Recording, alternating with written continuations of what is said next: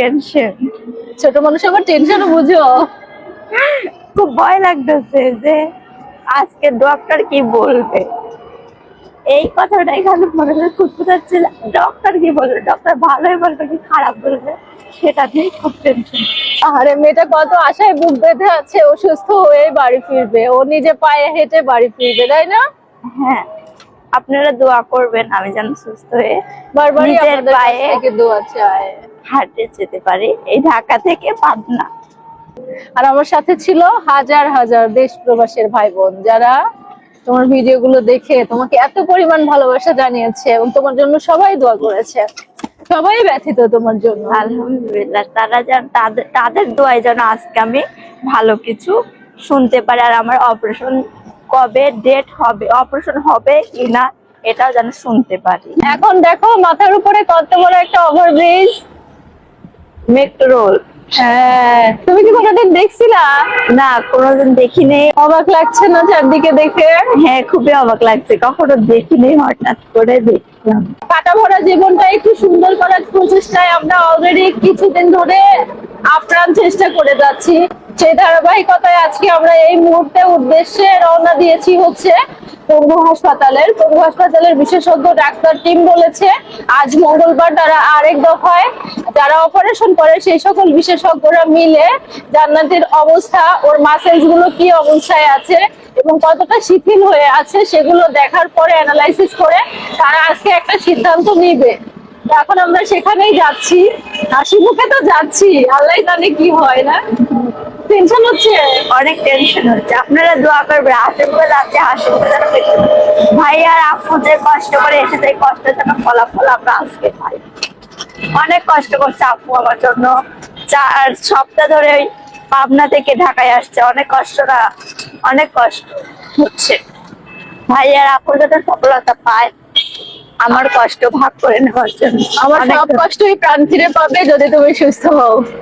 আলহামদুলিল্লাহ, সবাই দোয়া করবেন সুস্থ করে, আমি এটাই যেন সবথেকে সুস্থ বড় হয়ে যাই। কথা। আচ্ছা, এখন এই পরিবেশে ঘুরতে তোমার কেমন লাগছে? অনেক ভালো লাগছে, যদিও আমরা একটা উদ্দেশ্যে যাচ্ছি, ডাক্তার দেখানোর উদ্দেশ্য, কিন্তু মোটামুটি কিন্তু ভালো লাগছে, তাই না? হ্যাঁ। তোমাদের মতো মানুষগুলো যখন এভাবে বলে না, তখন নিজেকে অনেক বড় মনে হয় যে না, সত্যি মানুষের জন্য কিছু করতে পারছি। অনেক ছোট্ট এই জীবনে একটু একটু করে জমাচ্ছি, পেয়ে গেছি প্রায় আমরা, তাই না? কত মানুষ দেখছো। সব থেকে বেশি দুঃখজনক লাগে যখন পথ শিশুগুলো দেখে চারিদিকে, আহা জীবন কত বৈচিত্র্যময়, দেখছো ফুল বিক্রি করতেছে। সবকিছু মিলে আল্লাহ সুবহানাহু ওয়া তাআলা যেন আমাদের সদয় হয় আমাদের দিকে এবং আমরা যেন আজকে সফল হই, এটাই আমাদের বড় উদ্যোগ। আমরা অলরেডি পৌঁছে গেছি, আর কিছুক্ষণের মধ্যেই আমরা মিটোর ভিতরে পৌঁছে যাব। প্রিয় দর্শক, আপনারা সেই আপডেটও জানতে পারবেন, আমি জানি আমার চেয়ে বেশি এক্সাইটেড আপনারা, এবং আপনারা জানতে চাচ্ছেন যে জান্নাতি আপুর আপডেট কি, জান্নাতি আপুর আপডেট কি, জান্নাতি আপু নিজে মুখেই বলুক তার আপডেট কি। অনেক ভালো যে হাসি মুখে যাচ্ছে, হাসি মুখে যেন ফিরতে পারে, এইটুকুই আমার চাওয়া। সবাই টেনশনে আছে, পুরো আমার যে 15 লক্ষ ভাই বোন তারা সবাই আপনাদের দোয়ায়। সোহান আঙ্কেলের জন্য আমি এই ঢাকা শহরে আসতে পেরেছি, সোহান আঙ্কেলের অনেক অনেক কৃতজ্ঞতা যা আপনার জন্য আমি এই ঢাকা শহরে আসতে পেরেছি। আঙ্কেল, আপনাকে অনেক অনেক কৃতজ্ঞতা।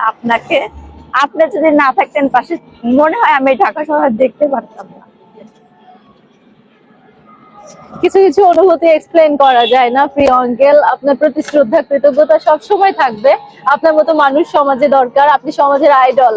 আপনার হাত ধরে আপনার দেখানো পথে আমরাও হাঁটতে চাই, শিখতে চাই, জীবনের টানে প্রাণের টানে হাঁটতে চাই বহুদূর। সাথে থাকবেন, পাশে থাকবেন, আর এভাবে অনুপ্রেরণা দিবেন আমাদের। তুমি কাঁদছো শোনা? জানি না আজকে ডক্টর কি বলবে।